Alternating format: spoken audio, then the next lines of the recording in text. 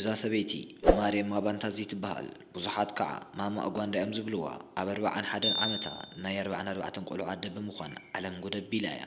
እሞዚ ብኸመይ ክኸውን ክኢሉ ሰላም ክቡራት ናይቲ ከይላብስ ቤተሰብ እዛ ጓንዳዊት ሰበይቲ ብጣዕሚ ብዝገርም መልክዑን ክኸውን እዩ ተባሂሉ ዘይሕሰብ ነገር ብምግባር ንዓለም ኣቤት ዘበለት እንትኸውን እቲ ነገር ከምዚ እዩ እዛ ጓል 41 ዓመት ጓንዳዊት ሰበይቲ 44 ቆልዑት ብምውላድ ንኣፍሪካ ዘበርከተት እንትኸውን ካብዚ እንዳሓር እውን ንምውላድ ከም ዘይተቋርጽ ብታሕጓስ ምውላድ ዝተመልከታ ሰብ ኣረ እንታይ ጉድ ዘብል ጉዳይ እዩ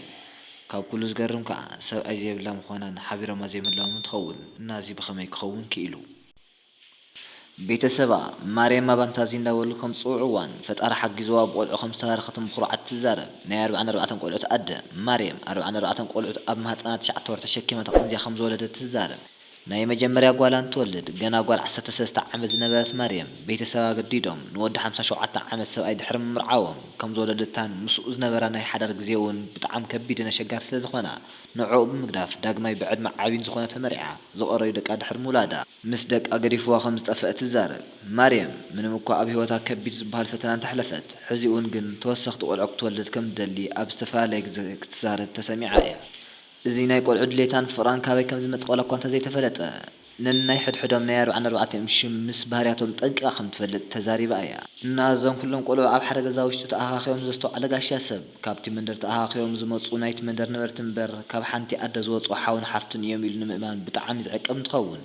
ነቲ ነገር ጠጠው ኢሉ ዘጽንዐ ግን ካብ ኣእምሮን ላዕሊ ዝኾነን ብናይ ፈጣሪ ስራሕ ዝገረመሉ ክስተት እዩ ምንም እኳ ትኽክለኛ ሽማ ማርያም ማባንታዚ እንተኾነ ኣብ ትነብረሉ ከባቢ ግን ማዘር ኡጋንዳ ወይ እውን ማማ ኡጋንዳ ብዝብል ስያሜ እያ ትጽዋዕ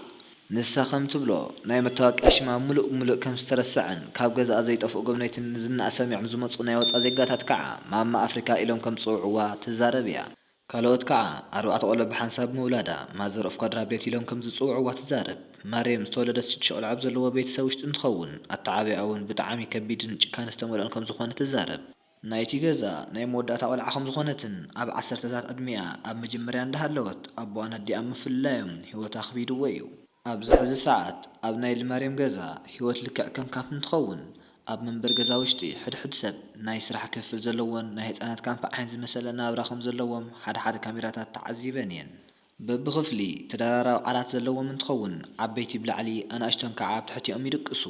ንደቂ ኣንስትዮን ደቂ ተባዕትዮን ዝተፈለየ ክፍሊ ዘሎ እንትኸውን ናይ ምግቢ ሰዓት እንትበጽሕ እቶም ቆልዑ ሰልፊ ሒዙ እሞ ኣስኳዲልኦም እንዳሓዙ ምግቢ ተገይሩሎም ኮፍ ኢሎም ይበልዑ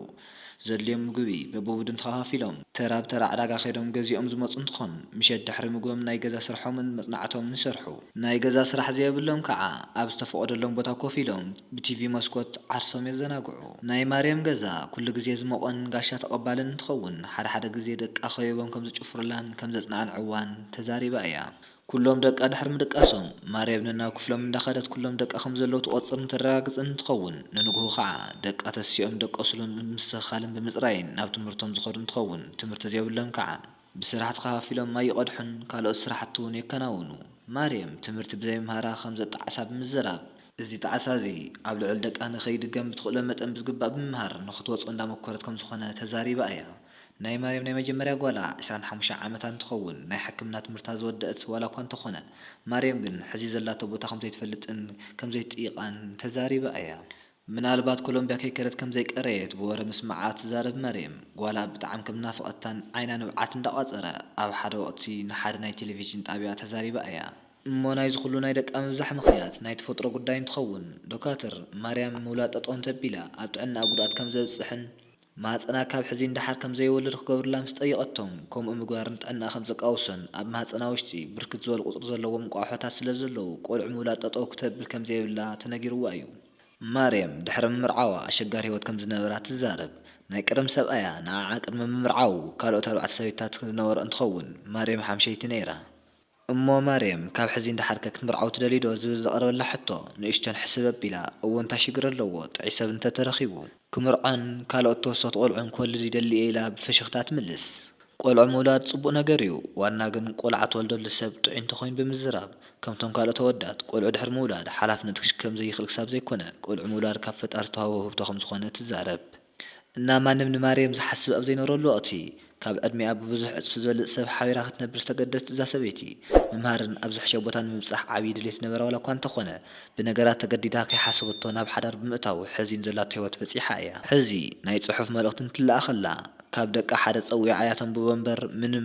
ምንባብ ኮነ ምፅሓፍ ኣይትኽእልን እያ። ማርያምን ደቃን ነንሕድሕዶም ዘለዎም ፍቕሪ ብጣዕሚ ዝገርም ነገር እንትኸውን ደቃ ሕጉሳትን ንዓዓ ዘኽብሩን ዝእዘዙን እዮም። ማርያም ኣብ ቁልዕነታ 7 ቆልዑ ክትወልድ ትደሊ ከም ዝነበረትን ኣሕዋታ ካብ ዝሞትዋ እንድሓር ግን 5 ቆልዑ ወሊዳ ብሽሞም ክትስይሞም ትደሊ ከም ዝነበረት ትዛረብ። እዚ ቁፅሪ ዘሳኽዓቶ ኣብ 2 ጥንሲ እንትኸውን ከም ዝበለቶ ደቃ ብናይ ኣሕዋታ ሽም ሰሚያቶም እያ። ነገር ግን ካብኡ እንድሓር ምውላድ ጠጠው ክተብል ዋላ እኳ እንተደለየት ከይተሳኽዓላ ከም ዝቐረየን ናይ ፈጣሪ ፀጋም ምዃኑ ኣሚና ከም ዝተቐበለትን ተዛሪባ እያ። ማርያም ካብ ቤተሰባ ከም ኣብ ብዙሕ ቆልዑ ዝወለደ ይህሉ ዶ ይኸውን ተባሂላ ምስ ተጠየቐት ኣቦኣ 52 ቆልዑት ከም ዝነበርዎን ኣቦ ሓጓ እውን 255 ቆልዑት ዝነበርዎን እንትኸውን ክልቲኦም ግን ካብ ዝተፈላለያ ሰበይታት ዝወለድዎን እንትኸውን ናይ ማርያም ፍልይ ዘብሎ ግን 44 ደቃ ካብ 3 ሰብኡት ምውላዳ እዩ። ካብዚ ብተወሳኺ ማርያም ብዙሕ መንታታትን ብሓደን ምውላዳ ካልእ መገረም ጉዳይ እንትኸውን 3 ወይ 4 መንታታት ብዝተፈላለየ ግዜ ምውላዳ ናይ ደቃ ምብዛሕ ምኽንያት ከም ዝኾነ ተዛሪባ እያ። ናይ ማርያም ካልኣይ ወዳ ዝኾነ ወዲ 23 ዓመት ኣቲም ዋንዛ ኣዲኦም ኣብ ዓለም ካብ ዘለዋ ብጣዕሚ ጀግና ኣዴታት ሓንቲ ከም ዝኾነት ዝገለጸ እንትኸውን ክንደዚ ዝኣኽል ቆልዑ እሞ ንበይና ንሱ እውን ጓል ኮይና ክተመሓድር ብጣዕሚ ከቢድ ምዃኑ ዘይከሓድ ሓቂ እዩ። ናይቲ ቤተሰብ ዋና ናይ ኣታዊ ምንጪ ካብ እፅዋትን ሱራሱራትን ዝዳሎ ባህላዊ መድሓኒት ዝሓሙ ብምሃብ እንትኸውን ነዚ ኩሉ ቤተሰብ እኹል ከም ዘይኮነ ማርያም ተዛሪባ እያ። ማርያም ደቃ ጽቡቕን ሕማቕን ህይወት ሪኦም ከዓብዩ ምግባራ ከም ዝጠቐማ ዝተዛረበት እንትኸውን ከይተምሃረት ደቃ ዘምሃረት እዛ ኣደ ብናይ ደቃ መምሃራን ዝተመስገነት እያ። ምክንያቱ ከዓ ደቃ ብትምህርቶምን ባህርያቶምን ዘለዎም ጽቡቕ ስነ ምግባር ናታ ናይ ኣተዓብያ ውፅኢት እዩ። ነገር ግን ማርያም ኩሎም ደቃ ምዕባይን ንትምህርቶም ምሽፋን ብጣዕሚ እናኸበዳ ከም ዝመፀ ኣይሓበአትን እና ዝሕግዛ ኣካል እንተሃልዩ ብታሕጓስ ከም እትቕበል ትምኒታ ዝገለጸት እንትትኸውን እዚ ዜና ብቲቪ መስኮት ዘስተውዐሉ ሰባት ናብ ማማእ ጓንዳ እንተተቐልቂሎም ማማእ ጓንዳ ከይረኣዩ ዘይምለሱ እንትኾኑ ዝተፈላለዩ ሓገዛት እውን ይገብሩላ እዮም። ፍትዋት ተኸታተልቲ ከምዚ እውን ኣሎ ንምባል ዝኣክል ሰሚዕና ዘገረመልና ወረ ሕሸኹ ኢልናኩም ሓቢርኩምና ክሳብ መወዳእታ ስለ ዝነበርኩም ካብ ልቢ ነመስግን። ኣብ ቀጻሊ ክሳብ ንራኸብ ሰላም ፍቕርን ተመኒና ቪድዮና ላይክ ሼር ሰብስክራይብ ምግባር ኣይትረስዑ እናበልኩ ቻው።